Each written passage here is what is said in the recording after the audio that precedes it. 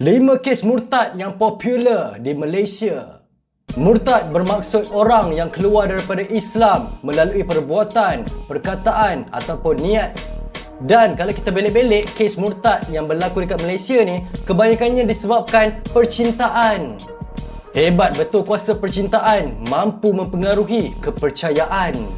Jadi apa kata, video kali ini kita senaraikan 5 kes murtad yang terkenal berlaku di negara kita.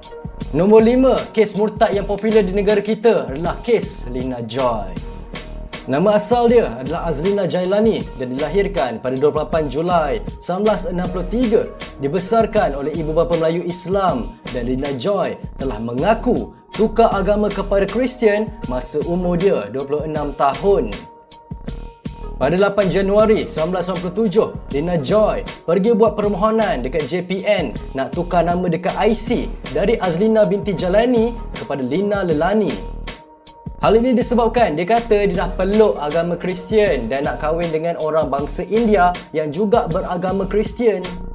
Tapi permohonan Lina ni tidak diterima sebab alasan tukar agama tu tak valid. Lepas tu, Lina Joy ni pergi sekali lagi buat permohonan pada 15 Mac 1999. Kali ni dia nak tukar nama tapi tak nak Lina Lelani, dia nak nama baru iaitu Lina Joy. Kali ni JPN luluskan sebab Lina tak bagi alasan kenapa dia nak tukar nama. Walaupun dah berjaya tukar nama, Lina Joy ni tak puas hati juga bila pandang IC dia sebab masih tertera perkataan Islam. Lina Joy pun apa lagi, dia buat sekali lagi permohonan. Tapi JPN menolak dengan alasan dia kena dapatkan perintah atau sijil mahkamah syariah kalau nak buat pengesahan yang dia dah murtad. Lina pun cuba untuk dapatkan pengesahan tapi gagal. Tak nak mengaku kalah, Lina pun ambil keputusan nak saman JPN sebab cabul hak asasi dia dalam kebebasan beragama. Dia saman JPN tapi saman dia pula kena tolak dengan mahkamah tinggi. Tak nak give up lagi, dia tetap nak sambung lawan dengan buat rayuan di mahkamah rayuan. Lina persoal JPN ni betul ke boleh tolak permohonan padam perkataan Islam dalam IC baru dia, dan betul ke kena ada sijil atau perintah murtad dari mahkamah syariah kalau nak buang nama Islam. Mahkamah putuskan apa yang JPN buat tu betul sebab permohonan Lina ni di luar bidang kuasa mereka dan tak libatkan hal ehwal agama Islam. Setelah bertahun-tahun melawan kes ni, akhirnya permohonan Lina Joy diterima untuk menukar agama di kad pengenalan. Secara rasmi, Lina Joy berjaya dimurtadkan. Kes murtad yang terkenal nombor 4 adalah Nyonya Tahir. Nyonya Tahir meninggal dunia akibat sakit tua pada usia 89 tahun di rumahnya. Tapi benda ni buatkan orang keliru sebab IC Nyonya Tahir ni Melayu dan agama Islam, tapi sepanjang hayat dia ni mengamalkan agama Buddha. Kes ni pun dapat tahu lepas anak cucu dia datang balai polis buat report atas kematian Nyonya Tahir. Polis-polis pun pelik lah yang anak-anak Nyonya Tahir ni Cina, tapi kenapa IC mak dia ni Melayu Islam? Hasil kajian, Nyonya Tahir ni dibesarkan oleh neneknya, seorang Melayu yang berkahwin dengan mualaf Cina. Sejak kecil lagi, Nyonya Tahir diasuh dengan ajaran agama Buddha. Nyonya Tahir juga berkahwin dengan orang Cina yang beragama Buddha. Suaminya langsung tak pernah pun masuk Islam. Anak dia, Ahfad, kata yang mak dia memang tak pernah pun ikut ajaran Islam. Kakak Ahfad, Chiang Kuai Ying, juga bagi tahu yang mak dia orang dah buat wasiat tidak akan kembali kepada agama Islam dan meminta untuk disemadikan dengan cara agama Buddha. Mahkamah Tinggi Syariah akhirnya bersetuju Nyonya Tahir diserahkan kepada waris untuk disemadikan cara agama yang dianutinya. Kes murtad yang popular di Malaysia nombor 3 adalah Hartina Haji Kamarudin. Haji Kamarudin, seorang penjual sate dekat Perak. Dia lepaskan anak dia masa umur anak dia 18 tahun ke KL untuk cari kerja. Tak sampai 9 bulan, Hartina balik ke restoran bapanya dengan ada tanda yang selalu orang Hindu pakai tu dekat dahi. Dia datang dengan boyfriend dia dan kawan-kawan berbangsa India. Disebabkan marah sangat, Haji Kamarudin pun serang boyfriend anak dia. Disebabkan kena pukul, kawan-kawan boyfriend dia pun seranglah Haji Kamarudin balik. Anak lelaki Haji Kamarudin pun masuk sekali sebab bapak dia dah kena pukul. Dia pun tolonglah bapak dia. Hartina buat tak tahu je bila bapak dia kena pukul dan lepas tu dia pun papah boyfriend dia dan tinggalkan kedai. Hartina dan boyfriend dia pun pergi buat report dan hantar surat saman 3 juta. Haji Kamaluddin yang terlantar dekat hospital sebab kena pukul telah ditangkap oleh pihak polis dan dimasukkan ke dalam lock-up. Anak lelaki dia pun kena masuk sekali. Nombor 2, kes murtad yang famous dekat Malaysia adalah kes Siti Fatimah. Pada 10 Julai 2006, Siti Fatimah, seorang mu'alaf, minta nak keluar Islam dekat Majlis Agama Islam Pulau Pinang. Dia kata dia tak pernah yakin pun dengan ajaran Islam dan dia peluk Islam pun sebab nak kahwin dengan laki warga Iran pada 16 September 2004. Sekarang ni laki dia dah tinggalkan dia, laki dia ghost dia, hilangkan diri tanpa sebab. Jadi dia dah tak ada sebab juga kenapa nak peluk Islam lagi. Dia juga cakap masa dia beragama Islam pun dia tetap sembah berhala Tok Pekong, berhala Kuan Tinen dan berhala Tikong. Dia tetap anuti Buddha dan tetap makan babi. Mahkamah Tinggi Syariah Pulau Pinang memutuskan Siti Fatimah Tan Abdullah atau nama sebenarnya Tan Ian Huang tidak lagi seorang Muslim pada Mei 2008. Nombor 1, kes murtad yang terkenal di Malaysia adalah kes Aisyah Bukhari. Mungkin orang-orang lama ingat kes ni, Aisyah Bukhari, kes murtad yang berlaku pada 1997. Dia ni bersekolah agama sampai tingkatan 6. Bapa dia adalah imam dekat kampung, sama juga dengan datuk dia. Dia juga sambung belajar di ITM dan terlibat dalam gerakan Islam dan tahu kelemahan-kelemahan dalam Bible. Hancur berkecai hati bapa dia lepas dia ni call cakap dekat bapa dia yang dia dah masuk Kristian. Kes dia tukar agama ni berjaya sebab di mana artikel 11 Perlembagaan Persekutuan menyatakan mana-mana warga negara Malaysia yang telah cukup umur 18 tahun berhak mutlak menukar agamanya. Bapa dia yang dah tak tahu dah macam mana nak ubah akidah anak dia ni pergi kurung anak perempuan dia dalam rumah. Dan kes ni dibawa ke mahkamah di mana Aisyah dibela oleh seorang peguam bernama Lenet Teo Hui Leong. Pada 1 Ramadan, Aisyah Bukhari berusia 25 tahun telah melarikan diri bersama boyfriend dia, Joseph Arnold Lee, 28 tahun semasa bapa dia solat tarawih. Jadi itulah senarai 5 kes murtad yang terkenal di Malaysia. Semoga kes-kes ni menjadi tauladan untuk kita semua. Kalau korang suka video ni, jangan lupa subscribe channel ni. Jangan lupa juga like, share dan komen. Berikan pendapat korang di ruangan bawah. Nama saya Raj Daniel. Terima kasih kerana menonton. Sampai jumpa lagi. Assalamualaikum. Assalamualaikum warahmatullahi wabarakatuh. Teman-teman, sudah nonton videonya sampai habis? Oke. Nah, jadi ini ada 5 kasus ya tentang orang-orang yang beragama Islam di Malaysia yang ternyata dia keluar dari Islam.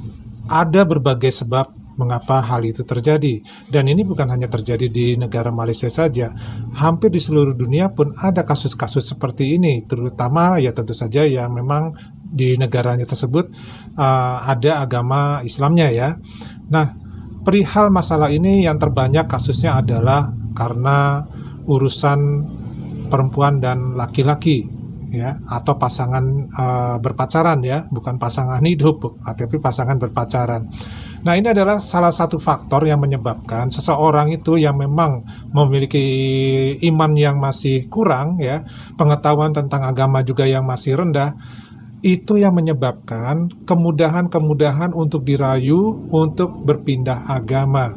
Selain juga mungkin ada alasan-alasan lain, mungkin yang jelas mungkin ada alasan masalah ekonomi ya, atau masalah-masalah yang lainnya yang menurut dia memang lebih layak kalau dia berpindah ke agama yang berbeda. Nah, awalnya hal ini Pak D nggak percaya bahwa di Malaysia ini ada kasus-kasus yang namanya perpindahan agama ini, karena kebanyakan warganet ataupun netizen Malaysia mengatakan bahwa agama Islam di Malaysia adalah agama yang paling kuat ya, agama yang tidak mungkin ya menyebabkan orang itu berpindah agama. Karena di dalam kerajaan pun ada undang-undangnya yang melarang untuk berpindah agama. Tapi setelah kita menyaksikan ini baru contoh 5 ya, karena ada laporan juga di tahun 2000-an, Pak D lupa 2000 berapa, 2018 atau apa, itu sekitar 100.000 sampai 400.000 orang Malaysia itu pindah agama dari agama Islam ya, itu pindah ke agama yang lainnya. Nah, banyak faktor yang mempengaruhinya ya. Dan kalau untuk zaman-zamannya sekarang ini, zamannya media sosial ini sedang booming ya, itu akan juga menjadi faktor yang paling kuat juga untuk terjadinya hal tersebut. Jadi walaupun warganet atau netizen di negara tetangga kita mengaku bahwa agama Islam di negaranya tersebut adalah ajaran yang kuat, tapi faktanya di sini kita bisa melihat ya bahwa ada saja ya celah-celah di mana itu bisa dilakukan, yaitu salah satunya adalah perpindahan agama. Dan perpindahan agama ini yang paling banyak adalah karena urusan pernikahan yang beda agama yang jelas tidak diperbolehkan. Dalam Islam kan tidak diperbolehkan juga ya menikah dengan orang yang berbeda agama. Nah, ternyata pasangannya ini mengalah gitu ya untuk mengikuti agama dari calon pasangannya tersebut. Jadi dia keluarlah dari agama Islam. Jadi ada seperti ini ya, bukannya tidak ada. Nah, dari sini kita bisa mendapat pelajaran bahwa kurangnya ya tentang pengetahuan dan kurangnya ketebalan iman itu sangat mempengaruhi sekali terhadap keputusannya dia hidup di dunia ini. Kalau di ajaran agama Islam kan sudah jelas manusia, orang yang muslim ya, itu tujuan hidupnya adalah untuk menyembah Allah Subhanahu wa taala. Jadi ketika kita tidak mau menyembah lagi kepada Allah Subhanahu wa taala, Allah pun tidak rugi. Ya, justru kita yang rugi. Nah, itulah gambarannya ya. Nah, kita tengok ini beberapa tanggapan atau komentar dari warganet berkenaan dengan yang masalah pindah agama di negara jiran kita. Yuk coba kita bacakan.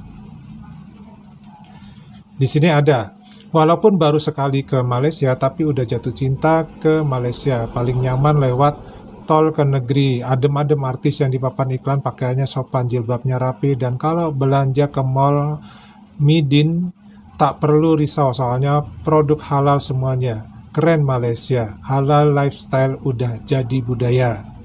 Ya, kalau memang dia menyatakan bahwa negaranya adalah negara Islam, ya otomatis ya tentu saja mendekati ke arah sana. Tetapi kita bisa tengok juga hal-hal yang lain yang bertentangan dengan apa yang dikatakan ini ya. Tapi Pak De nggak sebutkan di sini ya. Lain tema. Saya orang Singapura tapi sangat tertarik dengan Temuduga. Apa ini? Sangat membanggakan sebagai rumpun Melayu. Ini maksudnya nggak ngerti ini. Respect buat adik nih, walau belajar di Indo, tapi tidak terikut dengan bahasa dan slang Indo, masih teguh bahasa Melayu Malaysianya. Go girl. Iya. Oh, ini maksudnya ada seseorang dari Malaysia yang belajar di Indonesia, tapi tidak mengikuti gaya bahasa ke bahasa Indonesia atau ke bahasa slang di Indonesia. Ya itu tergantung ya. Kalau di Indonesia ketika dia berada di Jakarta ya, kemudian dia lama di Jakarta, itu ada kemungkinan terpengaruh oleh bahasa slang di Indonesia, karena bahasa slang di Indonesia itu adanya di Jakarta, dan itu pun tidak semua di Jakartanya ya. Nah, kalau dia ternyata ada di wilayah yang lain, mungkin di Solo, di Yogyakarta, ya, atau mungkin di Bandung, di Bogor, di Semarang, di Surabaya, tentu saja tidak ada ya bahasa slangnya ya. Tetap aja dia menggunakan bahasa Indonesia dan bahasa daerah masing-masing ya. Bukan kata di Malaysia, tapi dalam Islam memang kita tidak dibenarkan murtad. Memang murtad tidak dibenarkan, tetapi itu kembali lagi adalah keyakinan seseorang. Nah, contoh kasus-kasus yang ada di Malaysia nih yang ditunjukkan di sini juga, bahwa ternyata di ID-nya atau di KTP-nya itu statusnya adalah agama Islam. Kemudian suku bangsanya adalah Melayu, tapi pada prakteknya ternyata dia mempraktekkan cara-cara agama bukan Islam. Nah, jadi yang mana nih yang jelas ini? Yang mau dipakai, yang dipakai ini yang mana? Ya kalau yang valid udah pasti adalah data keseharian dia, mana yang diperhatikan. Apakah dia mempraktekkan ajaran agama Islam atau dia mempraktekkan ajaran agama yang lain? Nah, ini yang harus diperhatikan. Padahal KTP-nya Islam. Nah, jadi ini kan nggak sesuai gitu ya. Yang berikutnya, ya di Malaysia Islam itu kuat. Akidah tidak boleh dibuat main-main. Betul ya. Tapi kalau Padi masih meragukan ya, Islam di Malaysia itu kuat. Faktanya kita bisa lihat ya, adanya ya ini tadi yang dikatakan ya, pindah agama ada. Bahkan sampai ratusan ribu ya. Kemudian juga ada agama-agama yang sesat. Ya, kemudian juga ada praktek-praktek yang namanya perdukunan, ya, penglaris dan lain-lain. Dan ini bukan hanya terjadi di Malaysia aja ya, tapi di negara lain pun sama. Tetap ada seperti itu dimanapun, ya. Jadi kalau dibilang kuat, kuatnya itu di mana gitu. Kalau memang yang punya iman yang kuat ya jelas kuat, tapi kan ada hal-hal lain ya yang memang apa? Ya faktanya kita bisa lihat sendiri gitu ya. Banyak kok video-video yang menunjukkan sebaliknya dari pernyataan ini ya.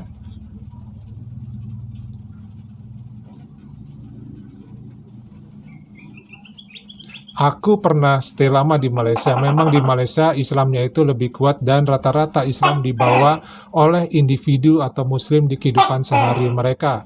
Bukan mau menjelekkan negara sendiri, tapi kalau kita mau jujur betapa ramainya Islam KTP di sekitar kita. Tapi pemandangan seperti itu tidak di Malaysia. Kehidupannya lebih tertata, damai kalau dibandingkan di Indonesia yang boleh dikatakan porak-poranda akibat Islam hanya pada status KTP-nya saja, tapi tidak tertempel di hati-hati kita. Astagfirullahalazim. Ya, silakan berpendapat seperti itu ya. Tapi pada intinya adalah kita tidak bisa untuk menjudge seseorang itu menjalankan ajaran agama Islam itu tertata dengan rapih atau tidak ya. Kemudian kalau yang terlihat tidak rapi, tidak tertata dengan benar, itu akan gambarannya adalah jelek ya. Sementara yang tertata rapi gambarannya adalah bagus. Kalau pendapat Pade tidak seperti itu dalam melihatnya. Karena apa? Apa yang kita lihat sebagai manusia itu belum tentu hal itulah yang terjadi ya. Jadi yang menentukan apakah seseorang itu ya memang mengikuti ajaran agama Islam dengan benar atau tidak, ya hanya Allah Subhanahu wa taala yang tahu. Ya kalau kita lihat sebatas pandangan, ya karena memang seperti itulah aturannya begitu.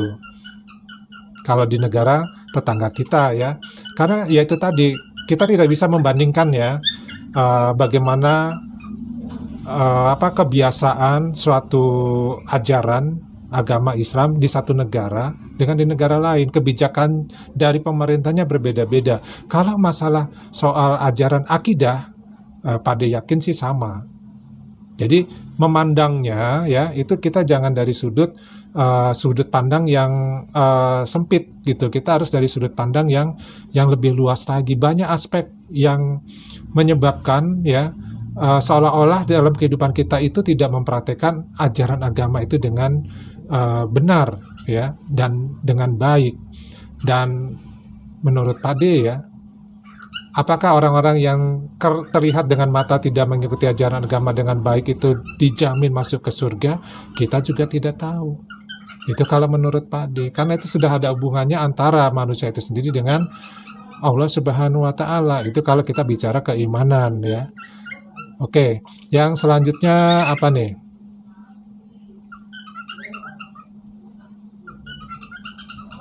Saya orang Indonesia, hidup di Malaysia. Undang di Malaysia bab agama nomor 1, tidak terlalu percaya ramalan atau dukun. Memang sangat oke di sini. Ya, tinggal di Malaysianya di mana? Apakah semua di Malaysia itu 9 negeri ditambah Sabah dan Sarawak itu sudah dijelajahi Nah, kan jangan diwakilkan dengan kata satu negara ya, karena faktanya nggak seperti itu kok, ya. Sama kok di negara kita, di Indonesia, tadi juga nggak bisa bilang bahwa semua di Indonesia ini agama Islam itu nomor satu, enggak. Kalau memang yang terbanyak, ya mayoritas, iya. Tapi kalau yang nomor satu itu enggak, ya. Percaya ramalan, ada yang percaya ramalan. Percaya sama dukun, ada yang percaya juga sama dukun. Jadi mana-mana pun ada itu kok. Jadi jangan terlalu mengambil kesimpulannya tanpa menggunakan data gitu, atau kesaksian namanya kesaksian adalah di seputar dia berada.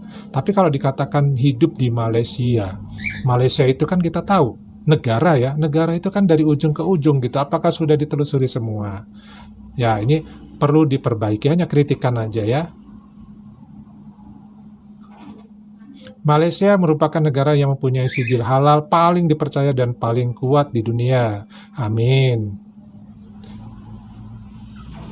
Walaupun sudah belajar di Indonesia, dia tetap berbahasa Melayu dengan baik tanpa struggle mengubah dialek atau aksen bahasa Indonesia. Jati diri mantap. Ya, alhamdulillah kalau memang ada yang seperti itu ya. Tapi kalau cuma satu daripada 30 juta penduduk, ya itu perlu dipertanyakan juga gitu ya. Ini komentar-komentar aja beberapa yang Pade bacakan ya. Dari sekian banyak komentar, tidak semuanya bisa dibacakan ya. Nah, kita kalau masalah keimanan, balik lagi ini ya. Yaitu tadi, kita jangan terlalu berlebih-lebihan lah dalam mengungkapkan bahwa negara saya ini adalah negara paling Islam, negara yang paling ajaran agamanya ditegakkan. Tapi ketika dilihat banyaknya fakta-fakta yang bertolak belakang dengan hal tersebut, tentu itu akan membuat bimbang ya, buat yang membuat pernyataan itu sendiri gitu. Karena apa? Pernyataannya bisa terbantahkan. Oke teman-teman, dari sini Pade cukupkan dulu ya videonya. Nanti kita ketemu lagi di video-video yang lainnya. Wassalamualaikum warahmatullahi wabarakatuh. Salam.